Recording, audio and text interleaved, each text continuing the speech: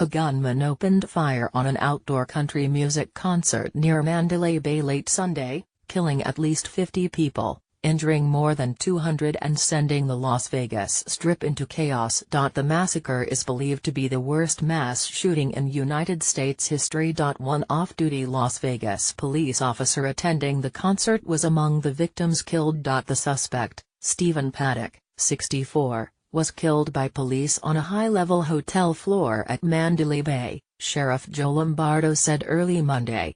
He said police believed they had located Mary Lou Danley, a person of interest associated with Paddock. Police also found two vehicles, a Hyundai Tucson, Nevada license plate 114B40, and a Chrysler Pacifica Touring, Nevada license plate 79D401. The attack came during the last performances on the final night of the three-day Route 91 Country Music Festival, which has been held for the past 4 years on a 15-acre lot on Las Vegas Boulevard across from Mandalay Bay. Gunfire from an automatic weapon rang out while Jason Aldean was on stage. Concertgoer Iveta Saldana, who was there with a friend, said the shots sounded like fireworks. She said she hid in a sewer.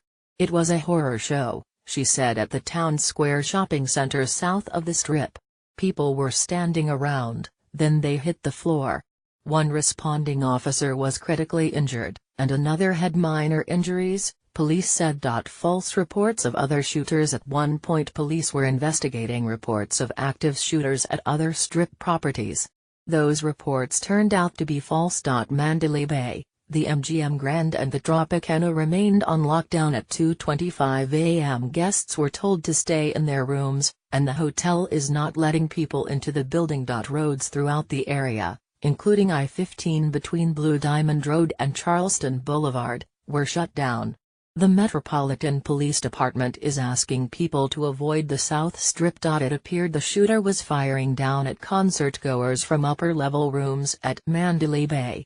He was killed on the 32nd floor, police said. Scores of victims were transported to hospitals across the valley. One off-duty police officer from Bakersfield was among the victims. It was relentless. Matt and Robin Webb from Orange County said they sheltered underneath their seats as burst after burst of gunfire rained down from the direction of Mandalay Bay. It just kept coming, Robin Webb said. It was relentless. They eventually evacuated toward Reno Avenue, where they said they saw as many as 20 people lying in the street bleeding. That's when we knew for sure it was real, Matt Webb said. They ended up at Hooters Hotel Casino, but they said they had to flee from there with the panicked crowd as more shots rang out. We thought we were safe, Robin said. They ended up sitting together on a curb next to an empty lot on Tropicana Avenue just east of Koval Lane, trying to get news on their phones and collect themselves as wailing ambulances streamed to and from the scene. They said they had no way to get back to their room and their two puppies, now on lockdown at the Delano. Evacuees to Thomas and Mack. Several busloads of people were brought to the Thomas and Mack Center, many of them festival goers in cowboy boots. They were offered water and restrooms as they waited to catch rides somewhere else or find out if they would be allowed back to their hotels. First, though, each evacuee was patted down by police before being allowed inside the arena. One man showed up at Thomas and Mack with what turned out to be a wound on the back of his leg. It was unclear if he'd been shot or struck by shrapnel.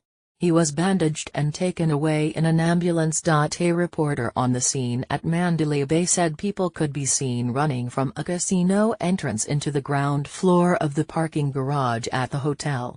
FBI SWAT as well as SWAT units from Henderson, North Las Vegas and Las Vegas were called to the scene, according to police scanner Travis.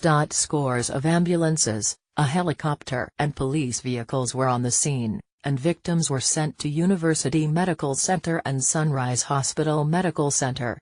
Healthcare workers from around the valley were called into hospitals and to the scene. The wounded were moved in wheelbarrows and luggage carts. More than 25 flights were diverted from McCarran International Airport as of midnight, according to airport spokeswoman Christine Cruz. Flights were being held as the flight path was reconfigured to keep airplanes from getting shot. We couldn't just sit at home. Jessica Perez, 21, was in bed at home when she learned about the shooting. Less than an hour later, she had 5 multi-packs of water in the trunk of her car and headed toward the Strip with her brother and cousin. "We couldn't just sit at home doing nothing," the Las Vegas resident said.